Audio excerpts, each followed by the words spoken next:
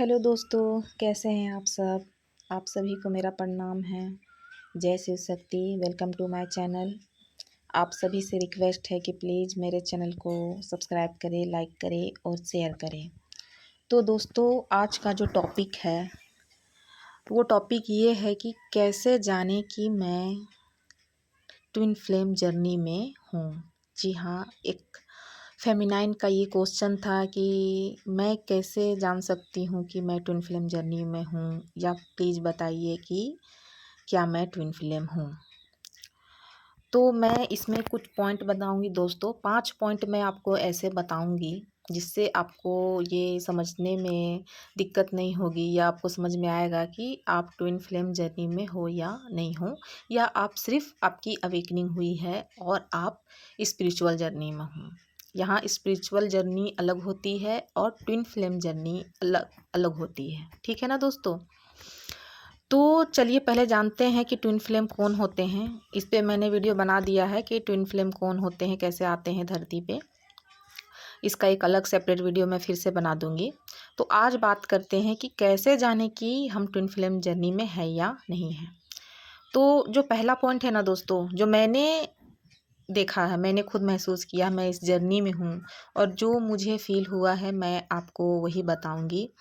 तो सबसे पहले ट्विन फ्लेम का बचपन अच्छा नहीं होता, यानी बचपन से ही वो लोनली होते हैं। जितने भी टीएफ होंगे, ट्विन फ्लेम जर्नी में होंगे, वो सारे बचपन से ही लोनली रहते हैं, अकेले रहते हैं, यानी अकेलापन उनको छोड़ता ही नहीं है। मैं यहाँ अपने बारे में बताती हूँ दोस्तों कि बचपन से ही मुझे एक अकेलापन महसूस होता था। कहीं भी मुझे अच्छा नहीं लगता था।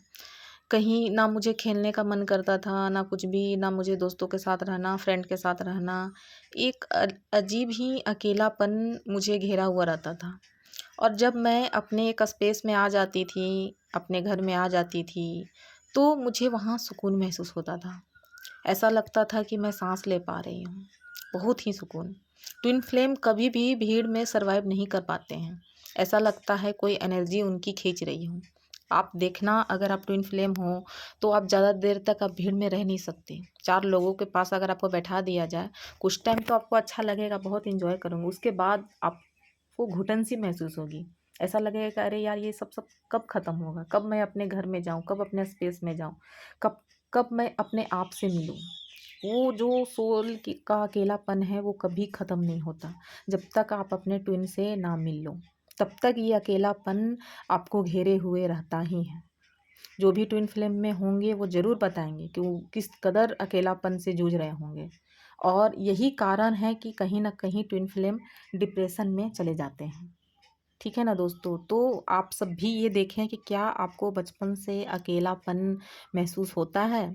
क्या आप अकेले हो बचपन से ही। क्या ये सब चीज़ें आपको भी फील हो रही हैं। हालांकि स्पिरिचुअल जब हमारी अवेकनिंग भी होती है तो भी हम थोड़ा साइड हो जाते हैं, क्योंकि डिवाइन हमें अकेला कर देते हैं। अब डिवाइन हमें अकेला इसलिए करते हैं ताकि हम अपने सोल से जुड़ पाएँ। जब तक हम अपने आत्मा से ना नहीं जुड़ पाएंगे तब तक हमारी सोल की अवेकनिंग नहीं होगी। यही कार और ट्विन फ्लेम को अकेलापन इसलिए महसूस होता है क्योंकि वो अधूरे होते हैं। अपनी सोल का सिर्फ आधा हिस्सा ही होते हैं। तो जाहिर सी बात है, वो अपने आधे हिस्सों को तो खोजेंगे ही, ढूंढेंगे ही। कहीं ना कहीं अधूरापन महसूस हो रहा है, यानी उन्हें अपनी दूसरी सोल जो है, काउंटर पार्ट है, उनकी कमी महसूस हो रही है। और ये बहुत जब छोटे होते हैं तब से महसूस होना शुरू हो जाता है। ऐसा लगता है जब आप छोटे होंगे ना, तो आपको ऐसा लगेगा कि नहीं, कहीं तो हो तुम, कोई तो है जो कहीं है और वो आएगा। एक उम्मीद होती है कि कोई तो है जो आएगा और मुझे इन तकलीफ़ों से निकाल के ले जाएगा। और ये बहुत कम उम्र में ही दोस्तों, मैं बता नहीं सकती हूँ। बहुत ये 3 4 5 ईयर में ही आपको एहसास होना स्टार्ट हो जाएगा कि नहीं, कोई है जो आएगा और मुझे इन तकलीफ़ों से लेकर के जाएगा। क्योंकि ट्विन फ्लेम का लाइफ बहुत ज़्यादा स्ट्रगल होता है, बचपन में बहुत ज़्यादा स्ट्रगल होता है। तो ये है पहला पॉइंट। चलिए दोस्तों, अब जानते हैं दूसरा पॉइंट क्या है। तो जो ट्विन फ्लेम होते हैं, बचपन से ही उनकी जो फैमिली होती है डिसफंक्शनल होती है, यानी उन्हें फैमिली अच्छी नहीं मिलते हैं। कोई ना कोई उनके घर में ऐसे होते हैं जो उन्हें बार बार हर्ट करते हैं और तकलीफ़ देते हैं। उनके माता-पिता जो होते हैं, उनमें से एक कभी भी टीएफ को प्यार नहीं करते हैं, या क्या कि वो लगाव नहीं होता है, या कभी-कभी दोनों ही होते हैं। घर में बहुत ज़्यादा लड़ाई झगड़े होते रहते हैं, जिससे जिससे ट्विन फ्लेम हमेशा परेशान रहते हैं और वो इन चीज़ों से निकलना चाहते हैं। तो दोस्तों, फैमिली में लड़ाई झगड़े, प्यार ना होना, प्यार की कमी होना, माता-पिता के बीच में लड़ाई झगड़ों को देखना और बहुत बुरी तरह से उनके पिता या उनकी माता एक दूसरे को ट्रीट करते होंगे या बात करते होंगे, ये चीज़ें उन्हें बहुत आत्मिक रूप से ठेस पहुंचाती है।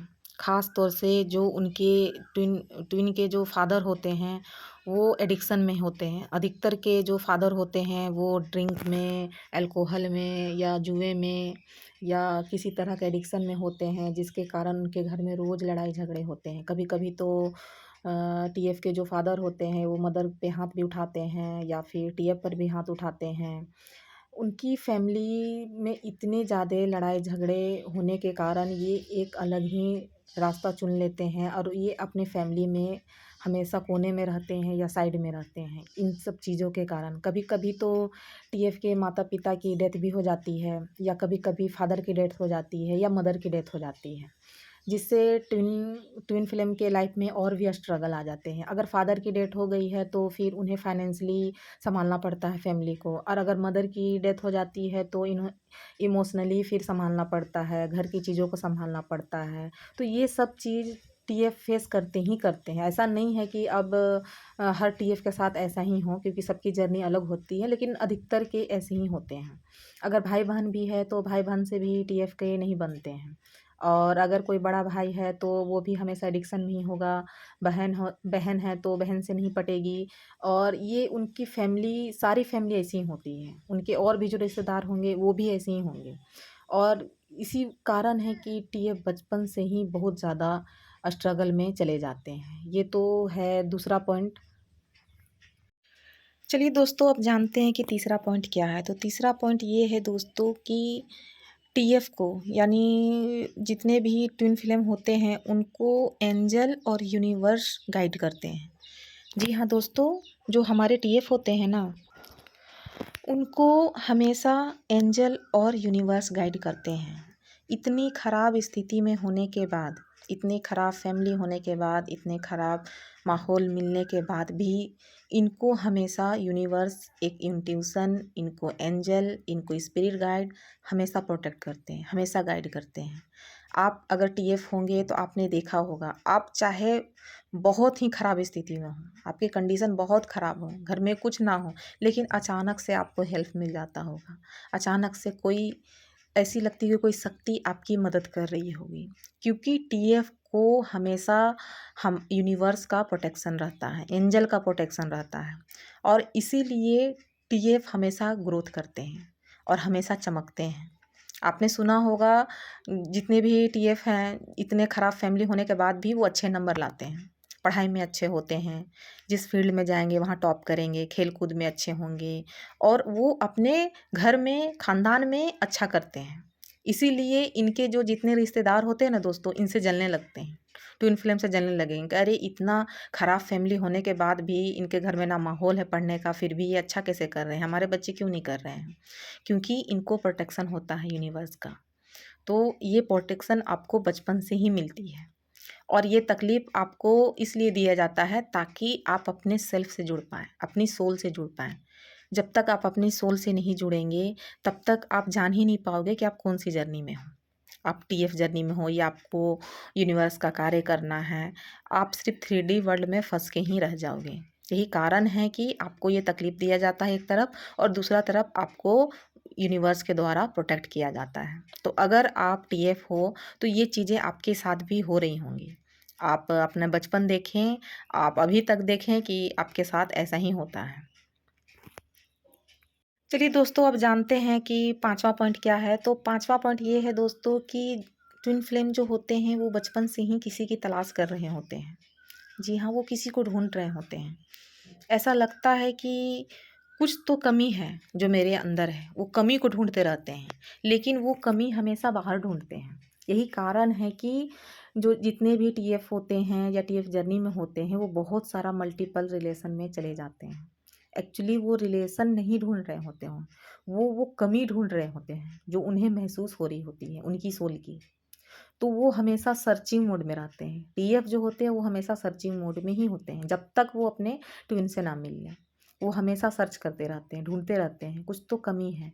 लेकिन जिस दिन वो अपनी सेल्फ से जुड़ जाते हैं, अपने आप से जुड़ जाते हैं, उसके बाद से वो निखरते हैं, उनकी ग्रोथ होती है, क्योंकि उस दिन उनको उनका रियल कमी पता चल जाती है। तो दोस्तों, ये थे 5 पॉइंट जो आपके लिए थी। तो क्या आप सब से ये मैच कर रही हैं? आप लोग ज़रूर बताएं कि आपके साथ भी ऐसा हो रहा है। और अगर ऐसा हो रहा है तो कहीं ना कहीं आप भी ट्विन जर्नी में ज़रूर होंगे। और डीएफ का एक और क्वेश्चन था, उनका जो क्वेश्चन था कि प्लीज़ बताइए कि मैं ट्विन फ्लेम जर्नी में हूँ या नहीं हूँ। तो मैं आपसे यही कहूँगी माय डियर सोल, मेरी डिवाइन फेमिनाइन, कि आपको कोई नहीं बता सकता कि आप ट्विन फ्लेम हो या ना हो।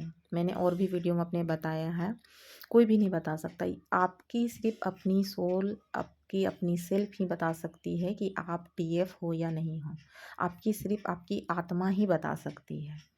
इसलिए आप अपनी सोल से जुड़े, ज़्यादा से ज़्यादा मेडिटेशन करें। आखिर क्यों ट्विन फ्लेम को इतना मेडिटेशन करने के लिए कहा जाता है, इनर वर्क करने के लिए कहा जाता है? इनर वर्क करने से जो हमारी 3D लेयर होती है वो हटती चली जाती है, और हम अपनी सोल से और गहराई से जुड़ पाते हैं। और जितनी ही आप अपनी सोल से जुड़ोगे, उतना ही आपको क्लियर आंसर मिलेगा कि आप ट्विन फ्लेम हो या नहीं हो। तो ये था ट्विन फ्लेम जर्नी के बारे में दोस्तों, ये पार्ट 1 है। अगर आपको ये वीडियो अच्छा लगा हो तो आप कमेंट करके बताएं, इसका मैं पार्ट 2 भी बना दूंगी। और अपना कमेंट करके ज़रूर बताएं कि आपके साथ भी ऐसा हो रहा है। और अगर कोई क्वेश्चन हो तो भी आप पूछें, मैं उस पर स्पेशल वीडियो बना के डाल दूंगी। और इसी तरह आप मुझे प्यार देते रहें, सपोर्ट देते रहें। लाइक करें, सब्सक्राइब करें, शेयर करें। जय शिव शक्ति।